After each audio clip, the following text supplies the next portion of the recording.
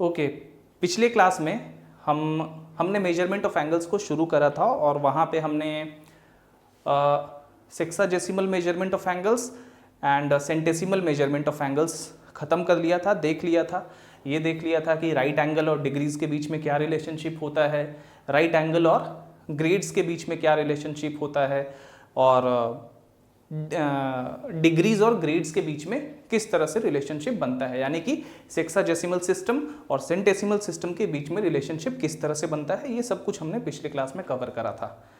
अंत में हमने थोड़ा पाई के बारे में जाना था, जो कांस्टेंट है पाई। तो वहाँ पे हमने पाई के हिस्ट्री के बारे में जाना था ब्रीफली, कि why pi is one of the oldest constant in all of mathematics. और वहाँ पे हमने ये देखा था कि क्यों ये कांस्टेंट होता है, और उसको हमने प्रूव करा था कि the ratio of the circumference of any circle to the diameter of that circle is always a constant quantity and that constant quantity is called pi. वही पाई कहलाता है, ये हमने प्रूव करा था। तो आज के क्लास में हम शुरुआत करेंगे जो मैथ्स में हायर स्टडीज में सबसे ज़्यादा यूज होने वाला एंगल मेजरमेंट का जो यूनिट है, जिसको हम लोग रेडियन मेजर या सर्कुलर मेजर भी कहते हैं। तो इसी यूनिट के बारे में हम लोग जानेंगे, और जब ये हम लोग कर लेंगे तो थोड़ा आर्क लेंथ फार्मूला के बारे में जानेंगे, क्योंकि उसका बहुत यूज़ है, हर जगह आप देखेंगे आगे जाके कैलकुलस वगैरह में। और उसके बाद हम लोग बेसिक ट्रिगोनोमेट्रिकल फंक्शंस जैसे साइन, कोसाइन, ये सब कुछ शुरू कर देंगे। ठीक है, तो चलिए शुरुआत करते हैं। सबसे पहले थोड़ा पाई के बारे में और डिस्कस कर लेते हैं 2-3 मिनट।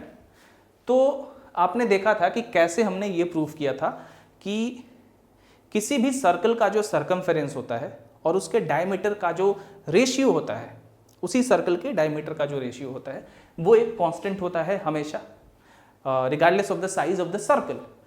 और इसीलिए वो जो कांस्टेंट आता है, उस रेशियो का जो वैल्यू आता है, वो हमेशा कांस्टेंट आता है, और उसी कांस्टेंट को हम कहते हैं पाई, जिसका वैल्यू होता है 3.14159 एंड सो ऑन।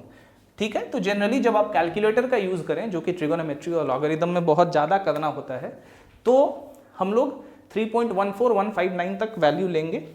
अगर आप बहुत जगह पाई का वैल्यू आप अभी तक यूज करते आ रहे होंगे 22/7 भी। ठीक है, ये अप्रॉक्सीमेट वैल्यू है, जो कि 2 डेसिमल फिगर तक सही है, यानी कि 3.14, उसके बाद कुछ दूसरा आने लगेगा, राइट। तो ये पाई का कुछ है। हाँ, एक और चीज, 1/पाई का वैल्यू 0.383 ऐसे करके, ठीक है, 0.3183 होता है शायद, 0.3183, माफ करिएगा, यही होना चाहिए। एक बार देख लूं मैं, यही होना चाहिए क्योंकि यूज करता हूं मैं। 1 मिनट, हाँ ठीक है, 0.3183 यही वैल्यू होता है। ओके, तो ये थोड़ा सा पाई के बारे में हो गया। अब चलिए हम लोग करते हैं radian measure of angle measurement के बारे में, और ये बहुत इंपॉर्टेंट है क्योंकि अब से आप इसी एंगल मेजरमेंट के यूनिट को यूज करेंगे, राइट। चलिए सबसे पहले थोड़ा सा समझ लीजिए कि ये होता क्या है।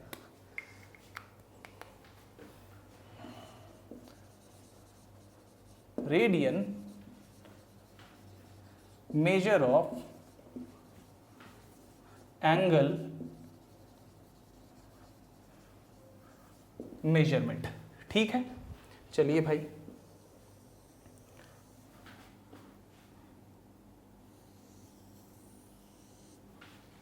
ये एक सर्कल है, अच्छे से नहीं बना है, कोई बात नहीं है, माफ करिएगा उसके लिए। ये इनिशियल लाइन है कोई, ठीक है। यहां से, इस इनिशियल लाइन से, जिसको हम लोगों ने OA नाम दिया, यहां से एक रिवॉल्विंग लाइन मूव करना, यानी कि रिवॉल्व करना शुरू करता है पॉजिटिव या नेगेटिव डायरेक्शन में, दैट इज एंटी क्लॉकवाइज या क्लॉकवाइज डायरेक्शन में। सपोज करिए कि क्लॉकवाइज डायरेक्शन में रिवॉल्व करना शुरू करा उस रिवॉल्विंग लाइन ने, और उसी रिवॉल्विंग लाइन का ये जो एंड पॉइंट्स है, उससे ये सर्कल बना, ठीक है। चलिए किसी समय में ये रिवॉल्विंग लाइन OA से मूव करके यहां तक पहुंचा और इसका पोजीशन अभी है OP, ठीक है। इसने डेफिनेटली ये एंगल बनाया ऐसे, इसका पोजीशन है अभी OP, और ये जो पोजीशन है ये इस तरह से है कि ये जो आर्क AP है ना, इसका लेंथ है R, जो कि इस सर्कल के रेडियस के बराबर है। R is the radius of this circle, right. अगर इस तरह का सिचुएशन बनता है then angle AOP is called A radian. A radian मतलब 1 रेडियन, इसी एंगल को 1 रेडियन कहा जाता है। अब आप ये सोच रहे होंगे कि ये एंगल मेजर करने का एक यूनिट जैसा है, तो इसको कांस्टेंट होना चाहिए। अब जैसे कि फिजिक्स में आप पढ़ते हैं 1 metre, 1 metre is a constant quantity, क्योंकि ये स्टैंडर्ड ऑफ लेंथ है, राइट। तो 1 मीटर हमेशा कांस्टेंट होना चाहिए। 1 सेकेंड हमेशा कांस्टेंट होना चाहिए, हमेशा एक ही वैल्यू होता है, हर जगह एक ही वैल्यू उसको लिया जाता है, क्योंकि उसको उस तरह से हम लोगों ने डिफाइन कर दिया है कि ये वैल्यू वैरी नहीं करेगा प्लेस टू प्लेस, हर जगह सेम इस वैल्यू को रखा जाता है। उसी तरह अगर ये एक यूनिट है 1 रेडियन, एक स्टैंडर्ड यूनिट है जिसको यूज करके हम लोग एंगल को मेजर करते हैं, तो definitely it should be A constant quantity. इसको भी एक कांस्टेंट क्वांटिटी ही होना चाहिए। ऐसा तो नहीं है ना कि 1 रेडियन यहाँ पे कुछ है, कहीं और कुछ है, कहीं और कुछ है, हर जगह सेम होना चाहिए। तो बस ये होता भी है और इसको हम लोग प्रूफ करने वाले हैं। थोड़ा सा इसका प्रूफ जो नहीं देखना चाहते हैं कोई दिक्कत नहीं है, वो स्किप कर देंगे। आगे बस इसके बारे में याद रखना है कि इसका वैल्यू क्या होता है, ठीक है। 1 रेडियन का क्या वैल्यू होता है वो आपको याद रखना है, दैट्स इट। प्रूफ सबके लिए इंपॉर्टेंट नहीं है, लेकिन कुछ चीज़ों का, जैसे कि बहुत ही छोटा सा प्रूफ है, तो आप अगर देख लेंगे तो थोड़ा सा फायदा होगा आपके लिए। चलिए करते हैं हम लोग कि why radian is a constant angle. 1 radian की बात कर रहा हूं मैं, तो देखिए कैसे प्रूफ करेंगे। सबसे पहले ये परपेंडिकुलर यहां से ड्रॉ कर देंगे OB। Definitely this is right angle AOB। Now सबसे इंपॉर्टेंट चीज जो आपको याद रखना है वो है यहाँ पे प्लेन जियोमेट्री का एक थ्योरम सर्कल का। अब वो डेफिनेटली मुझे नहीं लगता है कि आप में से ज़्यादातर 95% स्टूडेंट्स होंगे आप में से, उनको ये चीज़ याद नहीं होगा, क्योंकि ये ऑब्वियस सी चीज़ है कि जैसे ही बच्चे 9th 10th क्रॉस करके 11th में जाते हैं तो सिलेबस पूरी तरह से चेंज हो जाता है, बिल्कुल सडन चेंज होता है वो। और वो जो पीछे का इंपॉर्टेंट सब कुछ पढ़ा होता है ना उन्होंने, तो बहुत बार खास करके प्लेन जियोमेट्री के केस में वो सब कुछ भूल जाते हैं। इसीलिए मैंने कहा था कि प्लेन जियोमेट्री का एक स्पेशल कोर्स मैं करवाऊंगा और वो बहुत जल्दी मैं लेके आऊँगा। तो वहाँ पे प्लेन जियोमेट्री में जिनको दिक्कत होगी तो वो देखने के बाद, वो पढ़ने के बाद प्लेन जियोमेट्री का सारा कुछ आपको रिवाइज हो जाएगा। बट यहाँ पे for the sake of proof जल्दी करने के लिए मैं आपको उस थ्योरम के बारे में अभी बता दूंगा। चलिए, तो समझ लिया आपने कि किस तरह से ये रिवॉल्विंग लाइन OA से रिवॉल्व करना शुरू करता है, और यहाँ पे जब आता है तो इस पोजीशन पे आने के बाद इस आर्क AP का जो लेंथ होता है वो इस सर्कल के रेडियस के लेंथ के बराबर होता है। और अगर ऐसा होता है तो AOP जो एंगल है वही 1 रेडियन कहलाता है, ठीक है। Now since the ratio of the angles at the center of any circle is equal to the arcs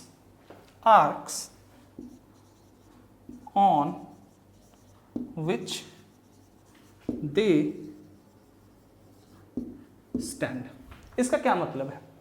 इसका मतलब है कि किसी भी सर्कल के सेंटर पे जो एंगल्स बनते हैं ना, उन एंगल्स का जो रेशियो होता है वो उन आर्क्स के रेशियो के बराबर होता है जिन आर्क्स के द्वारा उन एंगल्स को बनाया जाता है, मतलब वो एंगल्स जिन आर्क्स पे स्टैंड करते हैं। स्टैंड का क्या मतलब हुआ यहाँ पे, जैसे कि एंगल AOP, ये जो एंगल है ये स्टैंड करता है आर्क AP पे। देखिए AP इस पूरे एंगल को कवर कर रहा है, इसीलिए ये स्टैंड शब्द दिया गया है इसके लिए। उसी तरह आर्क AB, इस आर्क पे स्टैंड है एंगल AOB, राइट। चलिए, तो यही इसका मतलब है। Therefore angle AOP divided by angle AOB is equal to arc AP divided by arc AB। कोई दिक्कत नहीं है? ओके। नाउ आर्क AP का लेंथ है R के बराबर, ठीक है, लिख सकते हैं ऐसा। अब आर्क AB का क्या, अब भाई ये AOA और OB एक दूसरे पे परपेंडिकुलर है। अब सर्कल में ये पूरा एक सर्कल है, तो ये जो आर्क AB है ये 1/4 ऑफ अ सर्कल है, यानी कि 1/4 part of a circumference of the circle नहीं है। ये पूरा सर्कमफेरेंस ऑफ द सर्किल है 2πr, और आर्क AB जो है इसी का 1/4 पार्ट है, माफ करिएगा 1/4 पार्ट, यानी कि πr/2। यहां पे स्मॉल r कैपिटल R में चेंज हो जाएगा, क्योंकि यहां पे कैपिटल R हमने इसका रेडियस लिया है। तो आर्क AB बराबर πr/2 हो गया। यहां से R और R कट जाएगा, 2 ऊपर जाएगा, ये पाई यहां पे आ जाएगा। नाउ एंगल AOP क्या है, 1 रेडियन, यानी कि अरेडियन। रेडियन, इसको 1 रेडियन भी लिख सकते हैं आप, divided by angle AOB। Angle AOB is equal to 2/π। Very good. अब यहां पे अरेडियन लिखें या 1 रेडियन लिखें कोई फर्क नहीं पड़ता। चलिए मैं अरेडियन ही लिखता हूं। रेडियन इज इक्वल टू, ये एंगल इधर जाएगा तो 2/π into angle AOB is equal to 2/π angle AOB ये एक राइट एंगल है 90 डिग्री के बराबर है, इंटू A राइट एंगल। ये मैं बार बार A राइट एंगल अरेडियन क्यों लिखा है, क्योंकि मैंने इससे लोनी से पढ़ा है ट्रिगोनोमेट्री को, तो वहां पे जो लैंग्वेज का यूज किया गया है वो मुझे ज्यादा अच्छा लगता है। इसको आप 1 राइट एंगल भी कर सकते हैं, या यहाँ पे इंटू सीधे 90 डिग्री कर सकते हैं, तो वो डिग्री में चेंज हो जाएगा ऑटोमेटिकली, ठीक है। तो आपने देखा कि जो एक रेडियन होता है, therefore 1 radian is equal to 180/π क्या डिग्री। अब ये सोचेंगे कि क्यों हुआ, चलिए मैं बताता हूं आपको।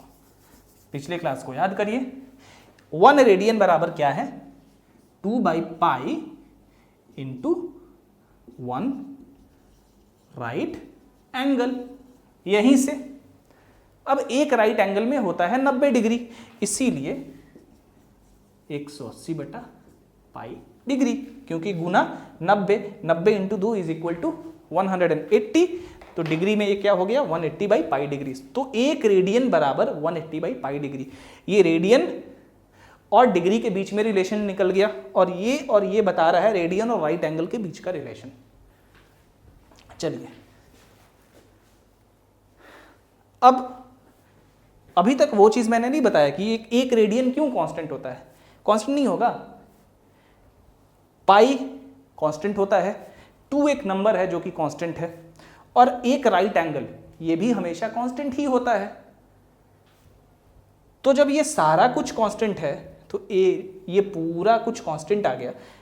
चूंकि ये कांस्टेंट इसके बराबर है तो 1 radian is definitely a constant and it is always equal to 2/π of a right angle और 180/π degrees, as simple as that. चलिए आगे बढ़ते हैं।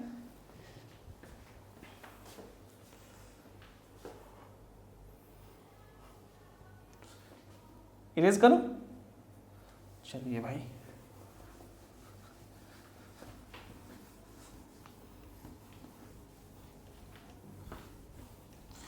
तो जिनको ये प्रूफ नहीं देखना हो तो वो बस इतना याद रखें कि 1 रेडियन को इस तरह से रिप्रेजेंट किया जाता है। अगर 1 रेडियन है तो 1 पे छोटा सा c दे देते हैं हम लोग, इसको कहते हैं 1 रेडियन।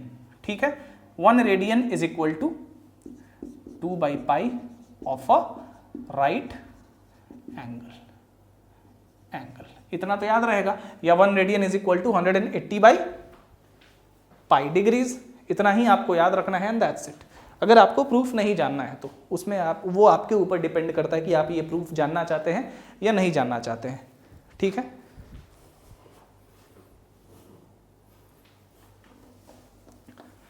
बिकॉज डेफिनेटली इस बार जो मैंने ये लेक्चर्स शुरू किया है मैथ्स में वो उतना डिटेल्ड नहीं होगा जितना डिटेल्ड मैंने पिछली बार शुरू किया था।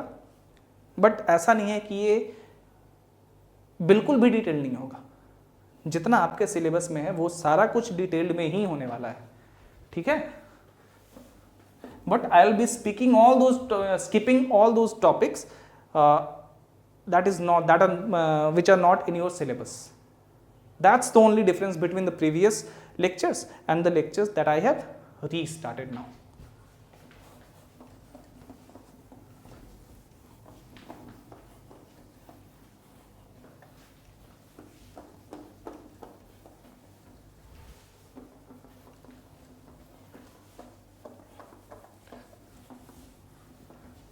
ठीक है, आपने देख लिया कि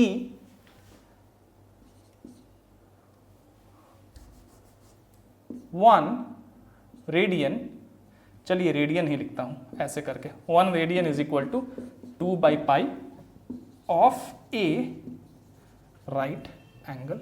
राइट एंगल और रेडियन के बीच में ये रिलेशनशिप होता है। इसका मतलब है कि 1 राइट एंगल बराबर π/2 रेडियंस। नहीं होगा, रिवर्स कर दीजिए, इसी को उल्टा कर दीजिए, होगा ना। तो राइट एंगल और रेडियन के बीच में आपने ट्रिगोनोमेट्री में ज्यादातर कुछ पढ़ा होगा, π/3। जैसे sin 30 डिग्री का वैल्यू π/6, राइट। तो sin 30 डिग्री का वैल्यू π/6, π/6 व्हाट, π/6 रेडियंस, वो रेडियंस में वैल्यू है उसका sin 30 डिग्री का। ठीक है, माफ करिएगा, sin 30 डिग्रीज का मैं वैल्यू π/6 बता रहा हूँ, एक्चुअली में 1/2 होता है। मैं एंगल की बात कर रहा हूँ, तो sin π/6 का वैल्यू मतलब sin 30 डिग्री का वैल्यू बराबर 1/2। ठीक है, तो थोड़ा सा इसको ये कर दीजिएगा, गलती से मैंने बोल दिया था। ओके, तो वो रेडियंस में है, sin 30 डिग्री और sin π/6 सेम थिंग्स होते हैं, बस यूनिट अलग अलग है। एक में डिग्रीज में उसका यूनिट है और एक में उसी एंगल का, सेम एंगल का जो यूनिट है वो क्या है, रेडियंस में है। तो 30 डिग्रीज बराबर π/6 रेडियंस, वो किस तरह से आता है अभी हम लोग थोड़ी देर में देख लेंगे। चलिए, तो 1 राइट एंगल में π/2 रेडियंस, इसीलिए 2 राइट एंगल में होता है π रेडियंस। ये आपको पता है, 2 राइट एंगल यानी कि 180 डिग्रीज में π रेडियंस। ये भी बड़ी आसानी से निकाल सकते हैं आप। अभी आपने देखा कि 1 रेडियन बराबर 2/π of a right angle, that is 180/π degrees. एक रेडियन में ये होता है। अब रेडियन में अगर कोई एंगल हो और उसको कन्वर्ट करना हो आपको डिग्रीज में, तो आप क्या करेंगे, वो जो एंगल रेडियंस में गिवन दिया हुआ है उसमें आप 180/π से डिवाइड कर देंगे, आपको जो भी मिलेगा वो डिग्रीज में मिलेगा। उसी तरह 1 degree is equal to π/180 radians. ये दोनों रिलेशनशिप आपको याद रखना है, हमेशा याद रखिएगा। ये दोनों relationship you have to remember always. तो मान लीजिए आपको कहा गया कि भाई 30 डिग्रीज है, अभी मैंने इसके बारे में बात किया, अब इसको रेडियंस में आप थोड़ा सा कन्वर्ट कर लीजिए। तो डिग्रीज है, 1 डिग्री में π/80 यानी कि 30। कोई भी एंगल जब डिग्री में हो और उसको रेडियन में कन्वर्ट करना हो, चेंज करना हो, तो जो डिग्री में गिवन एंगल है उसमें बस पाई बाई 180 से मल्टीप्लाई कर देना है। तो ये हो जाएगा 30 इंटू पाई बाई 180, 30 से 6 बार में पाई बाई 6 रेडियंस। इसीलिए साइन 30 डिग्री बराबर भी 1/2 होता है, साइन पाई बाई 6 रेडियन बराबर भी माफ करिएगा, साइन 30 डिग्री बराबर भी 1/2 होता है और साइन पाई बाई 6 रेडियन बराबर भी 1/2 होता है। ठीक है, क्योंकि दोनों सेम एंगल से, यूनिट अलग अलग है। और मान लीजिए आपको कहा गया कि आपके पास 30 रेडियन है, ठीक है, नहीं तो मैं एक काम करता हूं, मान लीजिए कहा गया पाई बाई 6 रेडियन है आपके पास, पाई बाई 6 रेडियन है। अब इसको कन्वर्ट करना है डिग्री में, तो कुछ नहीं, इस पाई बाई 6 को 180 बाई पाई से मल्टीप्लाई कर देंगे, पाई पाई कैंसिल, 6 से 30 बार में ये 30 डिग्री। सो ये रेडियन डिग्री में कन्वर्ट हो गया। तो जब डिग्री से रेडियन में कन्वर्ट करना हो तो गिवन डिग्री वाले एंगल में मल्टीप्लाई कर देंगे पाई बाई 180 से। जब रेडियन से डिग्रीज में कन्वर्ट करना हो तो रेडियंस वाले एंगल को मल्टीप्लाई कर देंगे pi by 180 by pi degrees से। ठीक है, फिर से रिपीट कर देता हूं, जब डिग्री से रेडियन में कन्वर्ट करना हो तो आप क्या करेंगे, जो गिवन डिग्री वाला एंगल है उस एंगल में मल्टीप्लाई कर देंगे किसके साथ, पाई बाई 180 को। अगर रेडियन से डिग्री में कन्वर्ट करना हो तो ये जो गिवन रेडियन में एंगल, कोई भी एंगल जो रेडियन में दिया हुआ हो उसमें हम लोग मल्टीप्लाई कर देंगे 180 बाई पाई डिग्री से। दैट्स इट, बस ये फॉर्मूला आपको याद रखना है, everything will be automatically arrived. चलिए, तो अब चूंकि सब कुछ हम लोग अब आगे से ना रेडियंस में ही ऑलमोस्ट देखेंगे, तो आपको पता है कि कोई लाइन अगर मान लीजिए ये एक सर्कल है, ठीक है,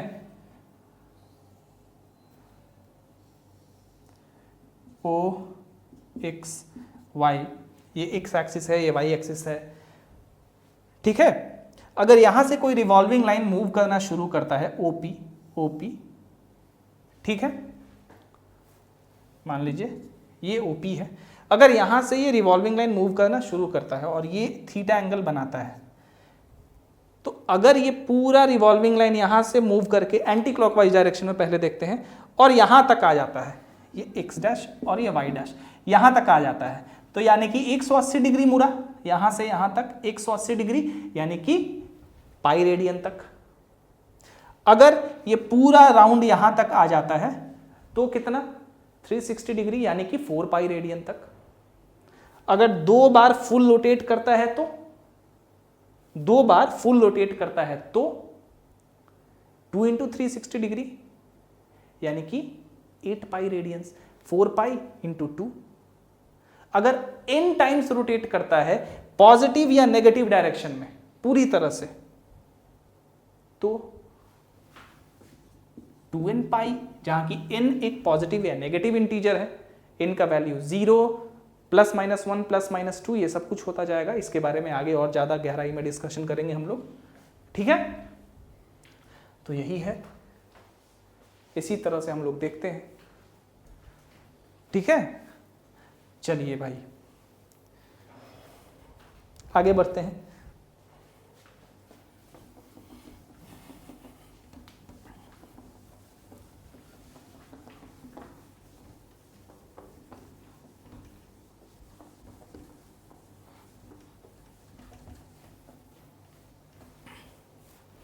तो ये तो रेडियंस के बारे में डिस्कशन हो गया हमारा। कुछ प्रॉब्लम देख लूं मैं।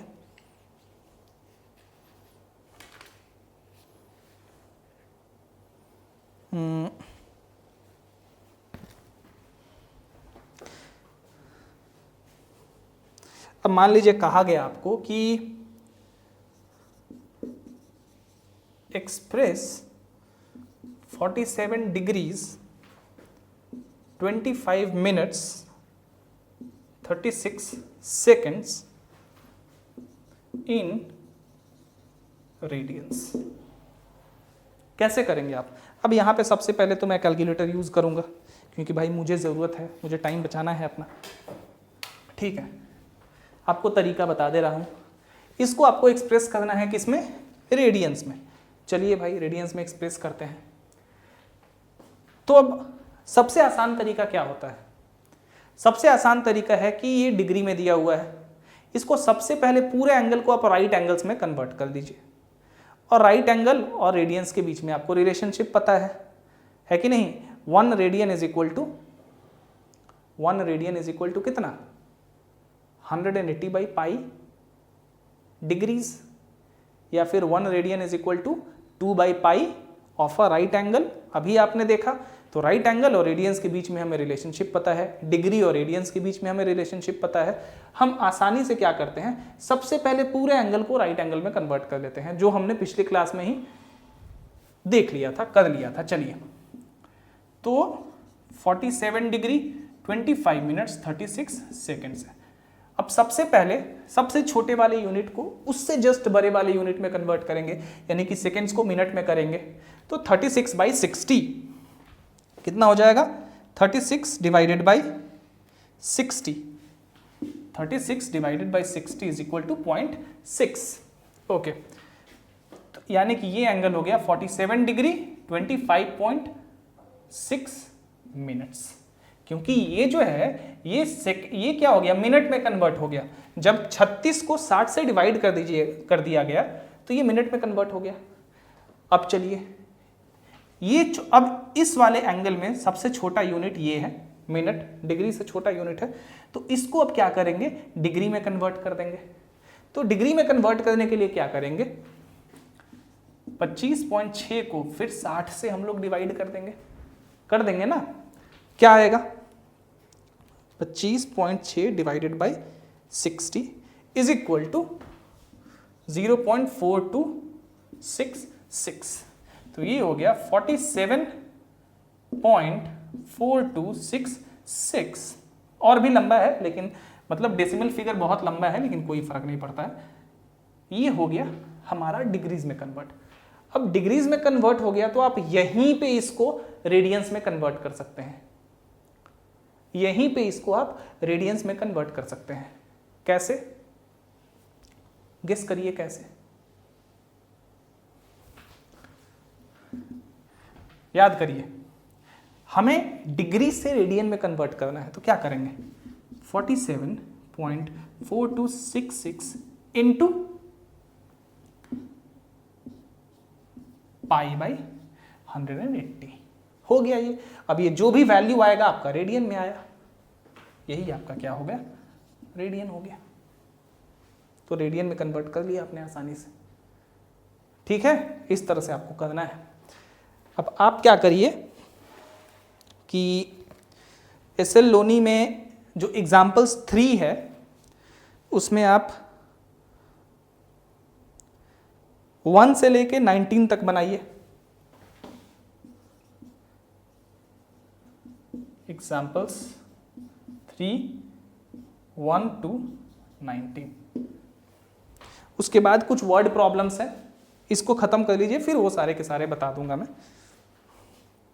ठीक है, सारे प्रॉब्लम आसान है, लेकिन कुछ चीजें ऐसी हैं जो नए स्टूडेंट्स को हो सकता है दिक्कत हो थोड़ी सी शुरू में, क्योंकि उनको उसका बैकग्राउंड नहीं पता है। चलिए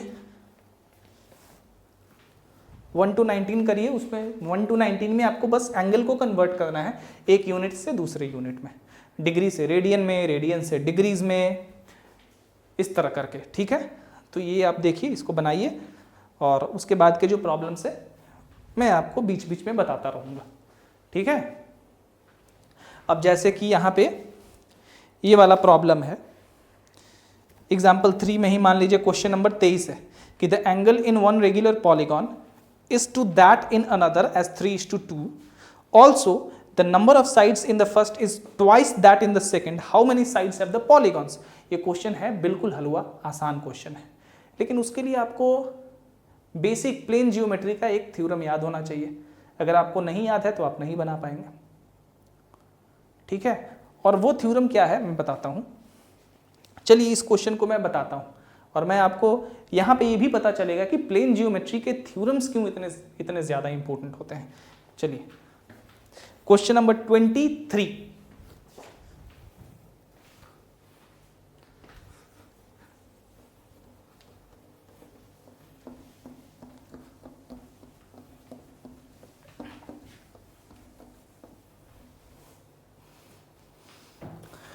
चलिए भाई, एक्सरसाइज है एग्जाम्पल्स 3 का क्वेश्चन नंबर 23।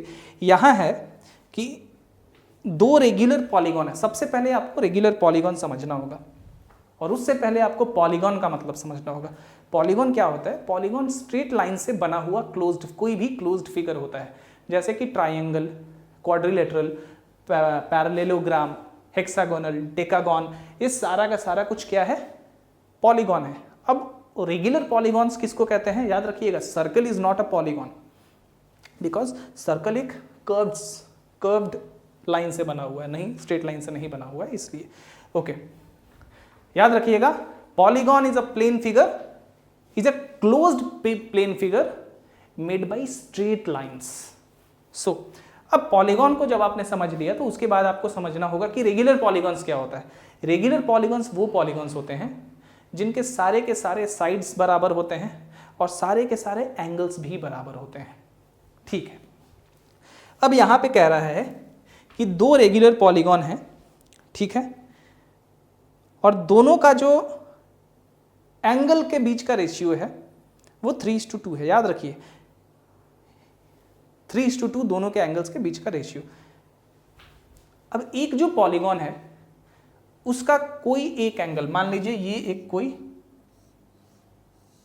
एक पेंटागन है, ठीक है, ये रेगुलर है, मान लीजिए कि एक एंगल इसका 30 डिग्री है। अब मैं इसको जानबूझ के ऐसे रख रहा हूं, ठीक है, 30 डिग्री नहीं है, ज्यादा ही है, मैं आपको बस एग्जांपल बता रहा हूं, ठीक है। हेक्सागोनल का इंटरनल एंगल 30 डिग्री होता है, पेंटागन का ये इंटरनल एंगल 30 डिग्री होगा भी नहीं। मान लीजिए यहाँ पे, ये आपको गलत इंफॉर्मेशन देने से अच्छा है कि मैं यहाँ क्या करूँ, ये x डिग्री है तो ये सारे एंगल x डिग्री होंगे क्योंकि यहाँ पे रेगुलर पॉलीगॉन की बात की गई है, ठीक है। तो रेशियो में दिया हुआ है कि 3:2 है दोनों पॉलीगॉन्स के बीच का जो एंगल्स के बीच का जो रेशियो है। Ratio of angles of two polygons बराबर 3:2, ठीक है। इसलिए मान लीजिए पॉलीगॉन 1 का जो एंगल है वो है 3x और पॉलीगॉन 2 का जो एंगल है वो है 2x। रेशियो इन प्रोपोर्शन मैंने पढ़ाया है पिछले लेक्चर में, आप में से बहुतों ने नहीं देखा है उसे, लेकिन कोई नहीं, चूंकि उसे नहीं देखा है तो मैं यही अज्यूम करूंगा कि आपको रेशियो इन प्रोपोर्शन अच्छे से आता होगा, इसीलिए आप सबने नहीं देखा है। तो चलिए 3:2 है तो इसको हमने 3x, इसको 2x मान लिया। ऐसा क्यों करते हैं भाई? क्योंकि जब रेशियो होता है, मान लीजिए a/b कोई रेशियो है, तो ax और b को इस नीचे वाले, मान लीजिए न्यूमरेटर को ax और डिनोमिनेटर को हमने bx लिखा, दोनों में हमने x लगाया। क्यों? क्योंकि जब इसका रेशियो करेंगे ax/bx तो x कट के बचेगा a/b, क्योंकि न्यूमरेटर और डिनोमिनेटर में किसी भी क्वांटिटी से, अगर किसी सेम क्वांटिटी से या तो हम मल्टीप्लाई करें या तो डिवाइड करें, वो रेशियो चेंज नहीं करता है। इसीलिए हमेशा इस तरह से लेते हैं, न्यूमरेटर को ये लेंगे तो डिनोमिनेटर को ये लेंगे। वही काम मैंने यहाँ भी किया है, क्योंकि जरूरी नहीं है ना कि न्यूमरेटर 3 है, ये तो रेशियो है, किसी पर्टिकुलर होल पार्ट का ये एक फ्रैक्शन है। जैसे मान लीजिए कि 10 है टोटल एज अ होल कोई चीज 10 है, तो इसका 3/2 ही तो ये दर्शा रहा है ना भाई। इसलिए हम लोग 3x, हम लोग यहाँ पे न्यूमरेटर ax तो डिनोमिनेटर bx करते हैं, जहाँ कि ax कुछ भी हो सकता है, ठीक है। चलिए ये बेसिक था रेशियो एंड प्रोपोर्शन का, मैंने आपको बता दिया। तो ये मैंने मान लिया कि ये एंगल है। अब क्या क्या है यहाँ पे? अब है कि the number of sides in the first is twice that in the second. Okay, मान लीजिए नंबर ऑफ, ये है एंगल ऑफ P1 इतना, इसलिए इसको थोड़ा लंबा कर दीजिए, angle of polygon 2 is equal to 2x। Now number of, let number of sides of P2 यानी कि दूसरे वाले पॉलीगॉन का क्या कह रहा है कि the number of sides in the first is twice that in the second. अगर दूसरे में नंबर ऑफ साइड्स 4 है तो पहले में कितना होगा 8। ठीक है, तो दूसरे में मान लीजिए है नंबर ऑफ साइड्स मेरा कितना कितना मान लूं y, इसलिए number of sides of the polygon P1 यानी कि फर्स्ट पॉलीगॉन 2y। ठीक है, यानी कि नंबर ऑफ साइड्स का जो रेशियो है पहले और दूसरे पॉलीगॉन का वो 1/2 दिया हुआ है, क्योंकि y/2y 1/2 इसीलिए।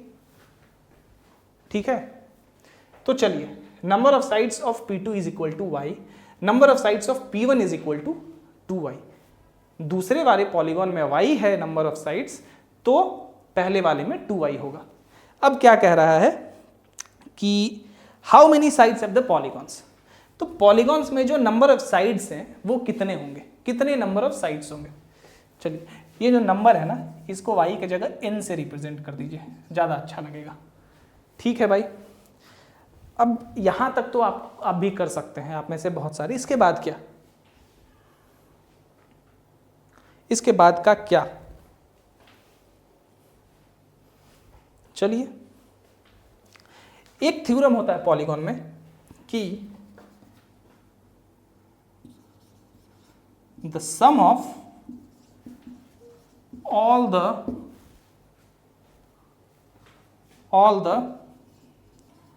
interior angles of a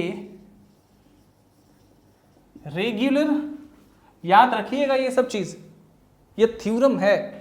the sum of all the interior angles of a regular polygon together with 4 right angles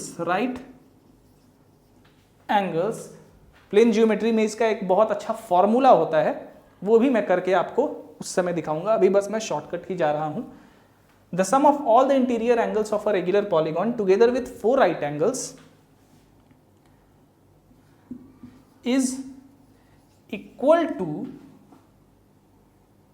is equal to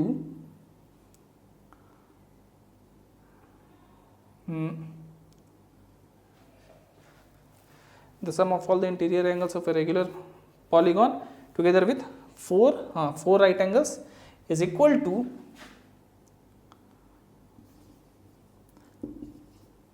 twice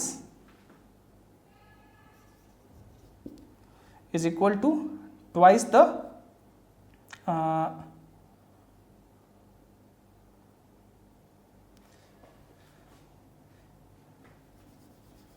is equal to, इसको इस थोड़ा आसान भाषा में लिखा जाए, 2 times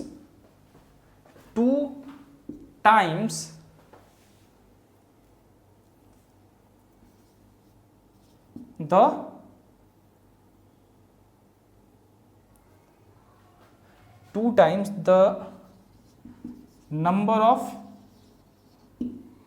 sides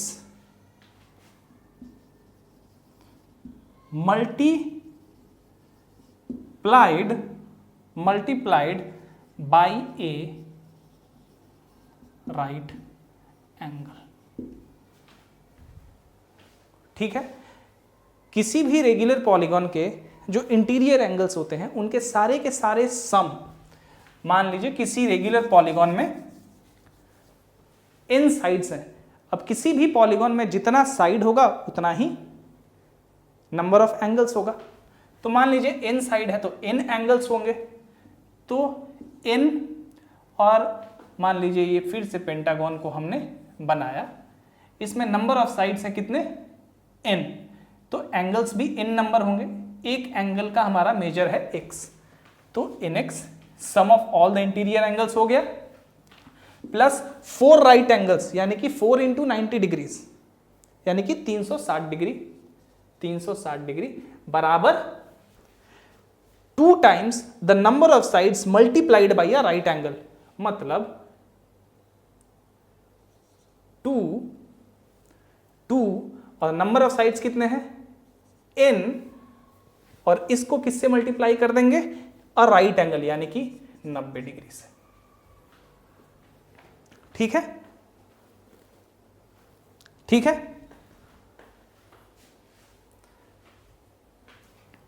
कोई दिक्कत यहां तक? ये फॉर्मूला होता है और इसको हम लोग प्लेन ज्योमेट्री में अच्छे से प्रूफ करके जानेंगे, क्योंकि इसको मैं एज अ फॉर्मूला यहां पे लिख दूंगा लेकिन उसका कोई मतलब नहीं होगा जब तक आप उसके एसेंस को नहीं जानेंगे, उस पर्टिकुलर फॉर्मूला को। तो इसीलिए ये मैं वहां पे आपको और डिटेल में बनाऊंगा। फिलहाल आप ये याद रखिए, इससे आप समझ जाएंगे कि मैं क्या कह रहा हूं। ओके, चलिए भाई देखते हैं, अब करते हैं। तो यहां पे नंबर ऑफ साइड्स कितना है हमारा, पहले पॉलीगॉन में 3x है, दूसरे पॉलीगॉन में 2x है। अब आपको ये प्रॉब्लम बनाने का यहां पे यही मेरा पर्पस है कि आपको ये दिखाना है कि how important is plane geometry for you, very important topic है वो। चलिए, तो यहां पे पहले पॉलीगॉन के लिए एक इक्वेशन इस तरह से बनेगा, देखिए 3x है, n की जगह क्या है 3x, क्या है नंबर ऑफ साइड्स, तो इतने ही नंबर ऑफ एंगल्स होंगे, राइट। अब मान लेते हैं कि कहा गया पहले पॉलीगॉन का जो एंगल है, एंगल के बारे में कोई रिलेशनशिप नहीं दिया हुआ है ना इसमें,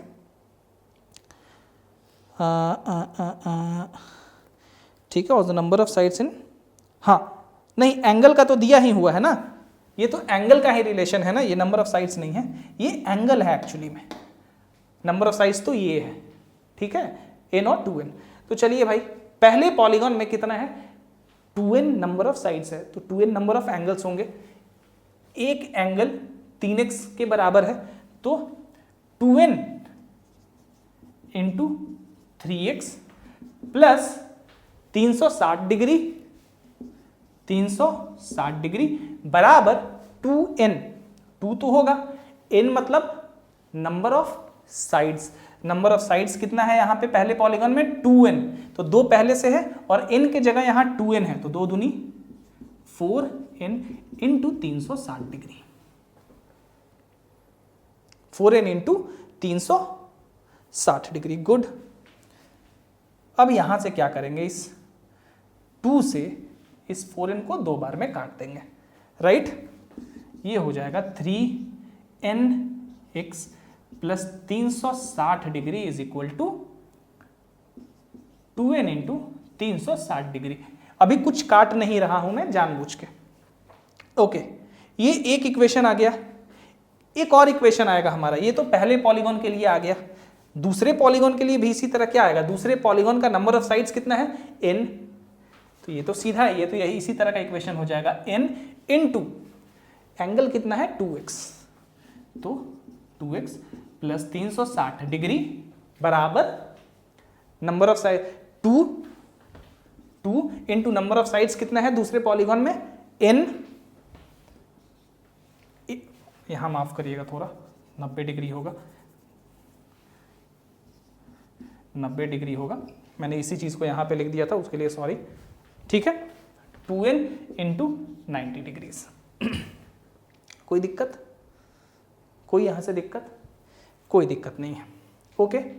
अब हम यहां से क्या कर सकते हैं, अब भाई देखिए यहां भी 2n into 90 degrees is equal to ये है, यहां 2n into 90 degrees is equal to ये है, तो इसको और इसको जब इक्वेट करेंगे तो हमें क्या मिलेगा, हमें मिलेगा यहां लिखूं, समझ जाएंगे ना आप, इसलिए इसको और इसको हमने इक्वेट कर दिया तो हमें मिला 3nx plus 360 degree 3nx plus, लेकिन आपको पता है यहाँ से थोड़ा गड़बड़ हो जाएगा ये, क्योंकि यहाँ से हमें कोई इक्वेशन ही नहीं मिलेगा जिससे कि वैल्यू हमारा निकल पाए। ऐसा क्यों कह रहा हूँ मैं अभी बता रहा हूँ आपको। 3nx plus 360 degree is equal to 2nx plus 360 degree, ये और ये यहाँ से क्या हो जाएगा, कैंसिल हो जाएगा। फिर nx कैंसिल हो जाएगा, 3 बराबर 2। अब ये चीज़ हमें एक चीज़ बता रहा है कि भाई ये तो पॉसिबल ही नहीं है, तो गड़बड़ है कहाँ, कहीं ना कहीं तो कुछ ना कुछ गड़बड़ है। चलिए देखते हैं कि क्या गड़बड़ है पहले। ओके, सबसे पहले वाले पॉलीगॉन को चेक करते हैं। पहले वाले पॉलीगॉन का जो नंबर ऑफ साइड्स है वो 2n है, तो उतना ही नंबर ऑफ एंगल्स होगा, तो 2n इंटू एंगल किसके बराबर है, 3x, तो 3x कर दिया, प्लस 360 डिग्री यानी कि 4 right angles is equal to, फिर 2 पहले से होता है और n नंबर ऑफ साइड्स कितना है 2n, तो 2 दूनी 4n इंटू 90 डिग्री। ये तो ठीक है, यहाँ तक तो कोई दिक्कत नहीं है। ठीक है भाई, ये यहाँ से मैंने क्या किया, 2 से इस 4 को 2 बार में, लेकिन देखिए क्या किया मैंने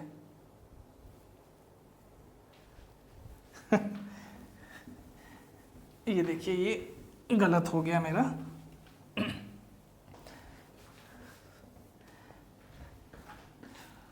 देखिए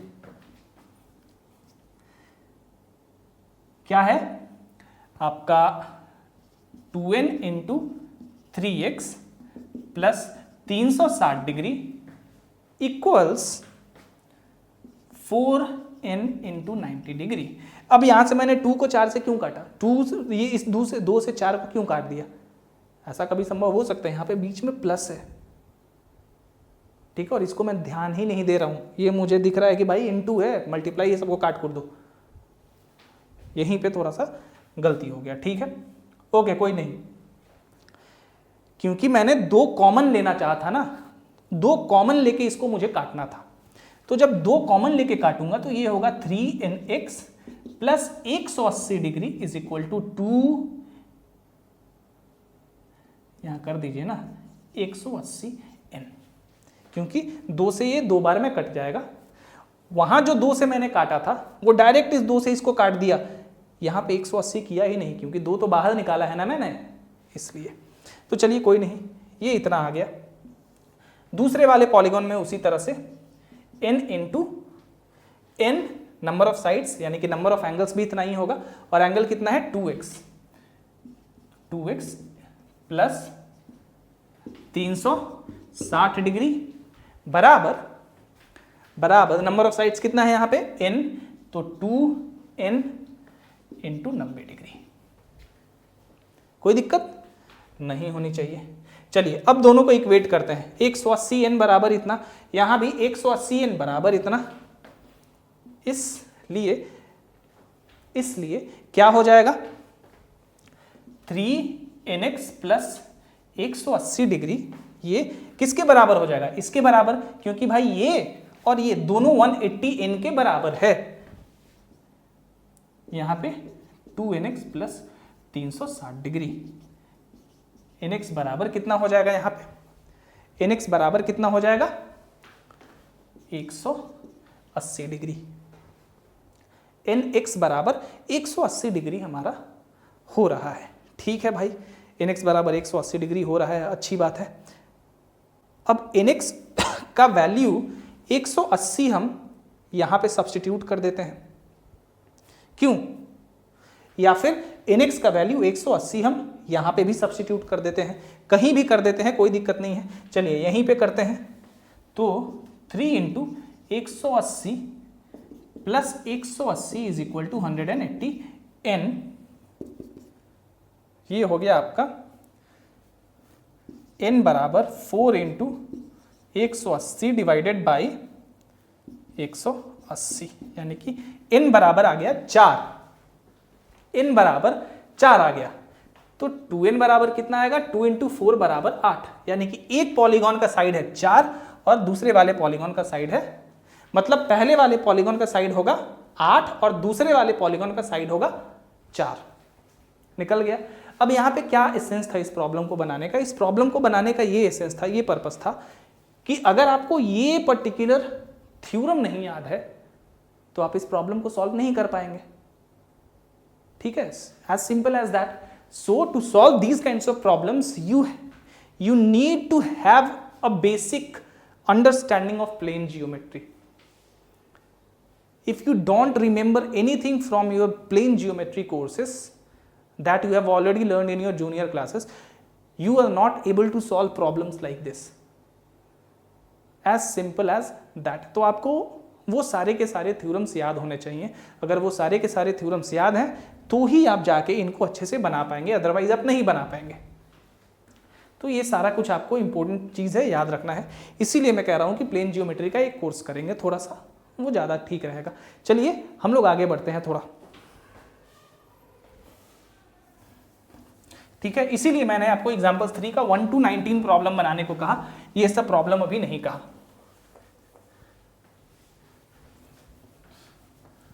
प्रॉब्लम्स आसान है, ये सब प्रॉब्लम्स टफ नहीं है। बस अब मैं आपको कह सकता हूं कि आप जिन्होंने अर्थमेटिक प्रोग्रेशन कर लिया है वो एग्जाम्पल्स 3 में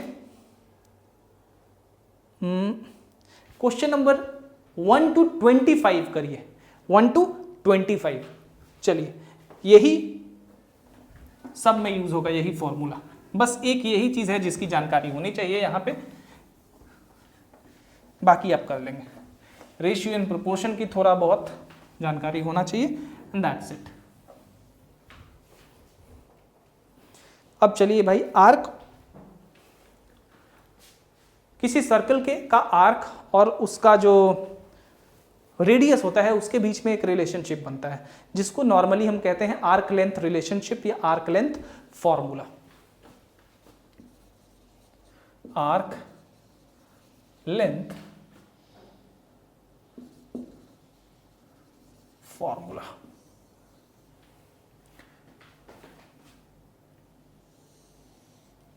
सर्कल ठीक से बनता ही नहीं मेरे से।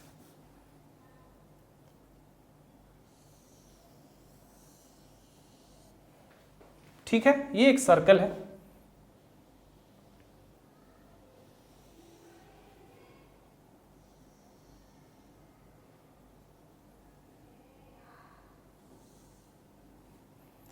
ये कोई एंगल है थीटा। ठीक है, ए ओ पी इसको मान लेते हैं बी है। ठीक है, ये रेडियस है इस सर्कल का। ये जो आर्क है A B, let arc A B is equal to S. ठीक है, रेडियस सर्कल का आर मान लिया हमने, ये भी आर मान लिया हमने। Okay, late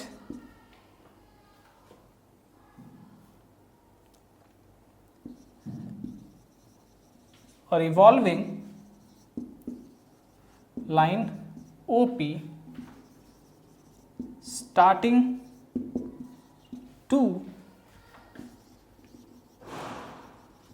revolve from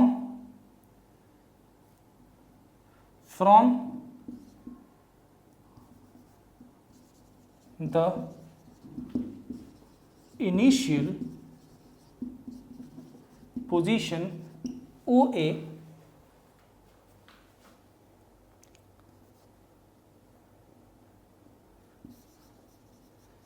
trace out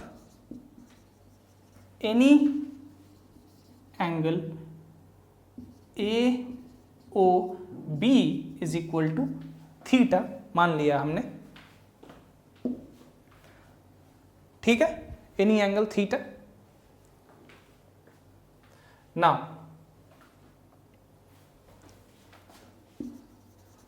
with center O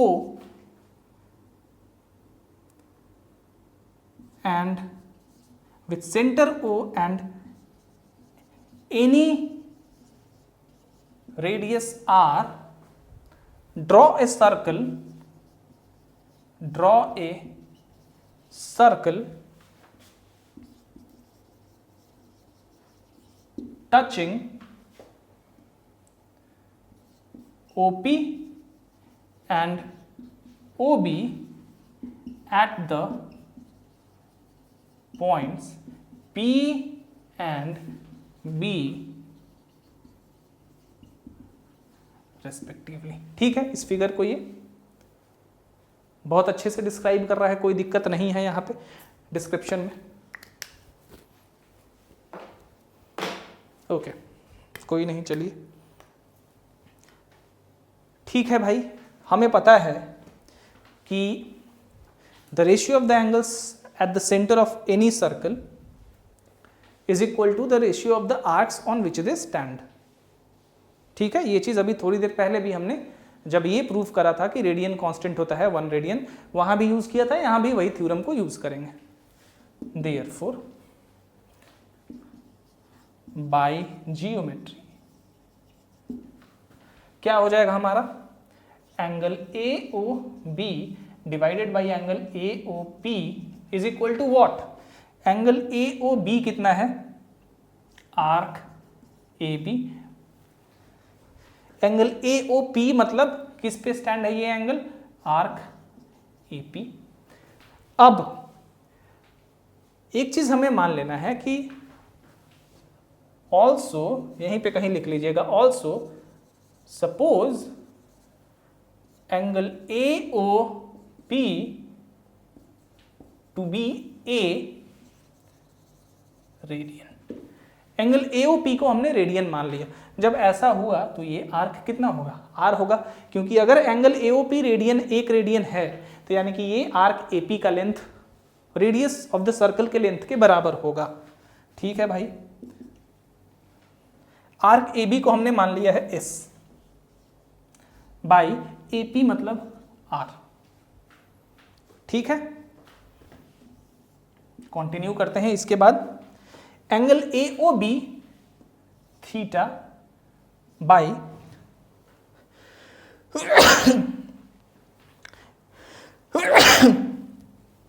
okay, angle AOP ये क्या है, 1 रेडियन के बराबर,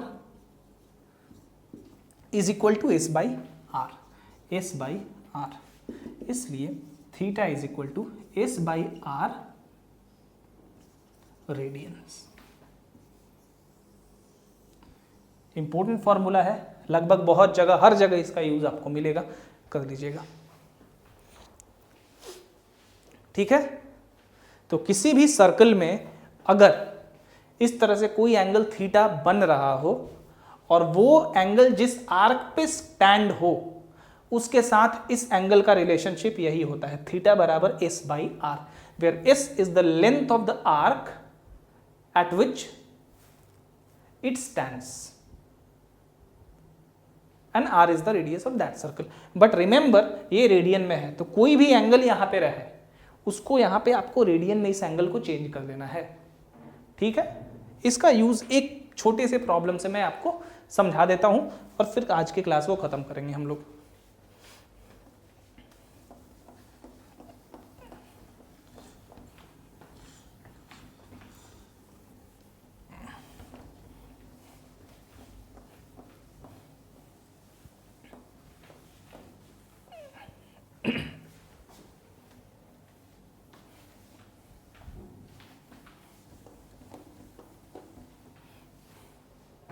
चलिए,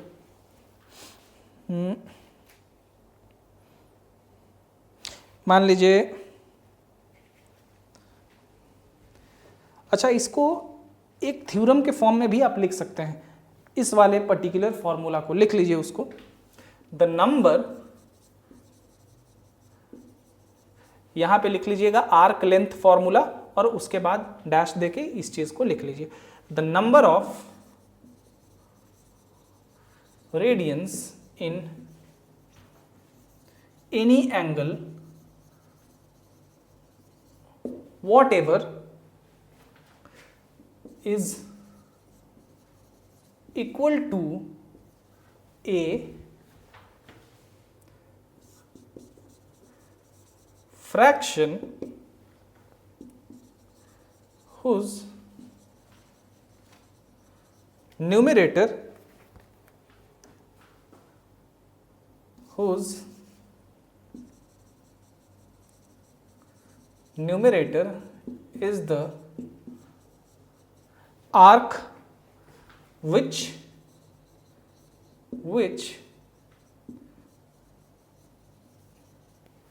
the angle subtends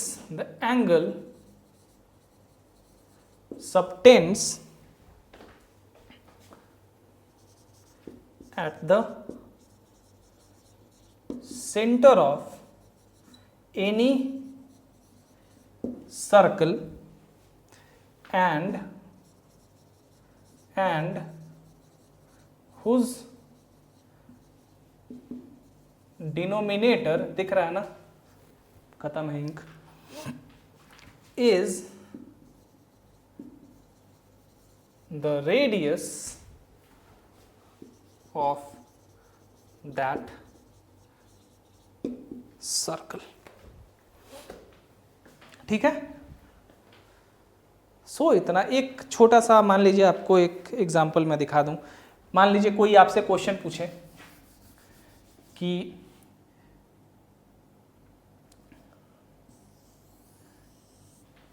इस तरह का कोई सर्कल है, ओके,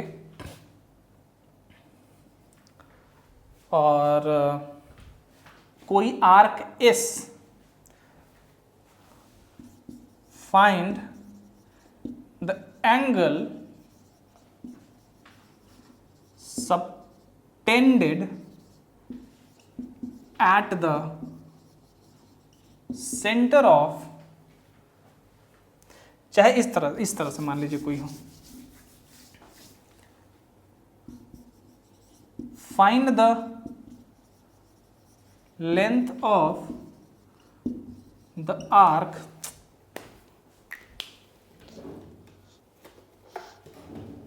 एक minute,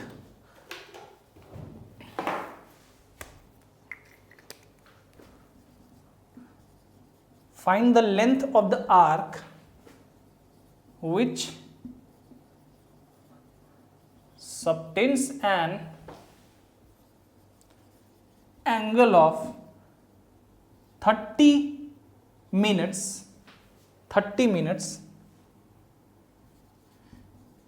at the center of a circle of radius 5 meters। पूछ रहा है कि उस आर्क का लेंथ निकालिए जो कि किसी सर्कल के सेंटर पे 30 मिनट का एंगल बना रहा है और उस सर्कल का रेडियस जो है 5 मीटर है। ठीक है भाई, मान लीजिए थीटा वो एंगल है, थीटा बराबर 30 मिनट। सारे पेन के इंक खत्म है मेरे पास, देखिए इसमें है कि नहीं। थीटा बराबर 30 डिग्री दिया हुआ है, थीटा बराबर 30 माफ करिएगा मिनट। ठीक है, अब यहाँ पे एक कैच है, थीटा हमें रेडियंस में चाहिए, क्योंकि ये जो होता है रेडियंस में ही ये आर्क लेंथ फॉर्मूला होता है। Now by using arc length formula, theta is equal to S by R, जहाँ की आर इसका रेडियस है, दैट इम्प्लाइज 30/60। क्या, जैसे ही 30/60 करेंगे तो ये हो गया डिग्री में कन्वर्ट, और डिग्री में कन्वर्ट हो गया तो डिग्री से रेडियन में करने के लिए π/180 से मल्टीप्लाई कर देना है, right, is equal to S by R के जगह क्या है 5 मीटर, तो S is equal to 30 × 5 × pi divided by 60 × 180। आप यहाँ से कैलकुलेट कर लेंगे, पाई का वैल्यू 3.14159, 30/150 डिवाइडेड बाई 60 × 80। कैलकुलेटर का यूज़ कर लीजिए, और बिना कैलकुलेटर के यूज़ से भी आसानी से निकाल सकते हैं इसको। तो इस तरह के प्रॉब्लम्स के लिए हमें यूज़ करना होता है ये पर्टिकुलर फॉर्मूला। अब ये एकदम सीधा साधा प्रॉब्लम था, कई बार आपको मैं नेक्स्ट क्लास में कुछ प्रॉब्लम्स बताऊंगा जहाँ की इस फॉर्मूला को यूज़ करके और कुछ और इन्फॉर्मेशन को जानकारी कुछ और इन्फॉर्मेशन अगर हमारे पास जानकारी हो तो हम सन और मून या माफ़ करिएगा अर्थ और सन या अर्थ और मून के बीच में डिस्टेंस निकाल सकते हैं, या फिर मून का रेडियस निकाल सकते हैं. But for that we need some basic information that we will discuss tomorrow when we will solve those problems by using this particular formula. तो ये बहुत इंपॉर्टेंट फॉर्मूला है, इसका आगे बहुत ज़्यादा यूज़ है, क्योंकि ये सारे के सारे जो भी आपने पिछले आज के क्लास में और पिछले क्लास में देखा है वो सारे के सारे कुछ बेसिक फाउंडेशंस ऑफ ट्रिगोनोमेट्री हैं जिनको जानना मस्ट है. अगर ये इतना आप नहीं जानेंगे तो फिर आप आगे ट्रिगोनोमेट्री में ज़्यादा कुछ नहीं समझ पाएंगे. सो ये बेसिक्स है, इतना आपके लिए सफिशिएंट है ट्रिगोनोमेट्री को आगे पढ़ने के लिए. That's it. ठीक है, तो आज ये एंगल मेजरमेंट से रिलेटेड जितना भी कुछ था ट्रिगोनोमेट्री में वो ख़त्म हो गया. कल के क्लास में हम लोग करेंगे बेसिक ट्रिगोनोमेट्रिक फंक्शंस, थोड़ा सा ग्राफ ऑफ ट्रिगोनोमेट्रिक फंक्शंस, फिर सारे क्वाड्रेंट में ट्रिगोनोमेट्रिक फंक्शंस के साइंस को देखेंगे, और इतना सब कुछ हम लोग कल के क्लास में देखेंगे. तो कोशिश करूंगा कि मैं ट्रिगोनोमेट्री जल्दी से ही ख़त्म करूं, 10-12 लेक्चर्स में पूरे ट्रिगोनोमेट्री को ख़त्म कर दूं. हो सकता है 1-2 लेक्चर 3 लेक्चर आगे पीछे चला जाए, पीछे तो नहीं जाएगा, आगे ही जा सकता है, but not more than that. ठीक है, तो that's it for today. Thank you. If you like please subscribe, and that's it. See you tomorrow.